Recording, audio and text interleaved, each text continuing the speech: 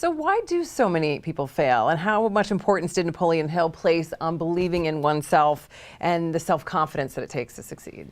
The challenge that Hill creates in 1917, he tells people to concentrate. We'll talk about that later, but think about 1917, what the hell did you have to concentrate on? There was no TV, there was hardly any cars, the phone was pretty much brand new. If you want to go someplace, you took a train. So the diversions weren't there like they are now. And the distractions. This is a book on how to concentrate on yourself, not on what's on Thursday night at 9 o'clock. And if you don't have self-confidence, it's not innate in you. How do you get it if it doesn't come naturally? By winning. You go out and make a sale and you go, wow, I just made a sale. And even if it's Girl Scout cookies, you start out with something under your belt. I have a 9-year-old daughter, and I'm teaching her. I'll let her introduce me at seminars, or she has a podcast.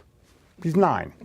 And so we gave a seminar to a pretty big customer, and I said, if you'd like to talk about your website for a couple of minutes, after the break, I'll let you come up and do it. And she's like, cool. So she comes up in the break and picks up the microphone and goes, Dad. I go, what? She goes, sound check?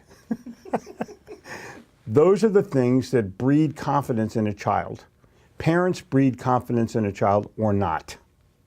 Or not. And it's all about how you let them express themselves and be themselves, and no different in this book. This book will allow you to express yourself and be yourself.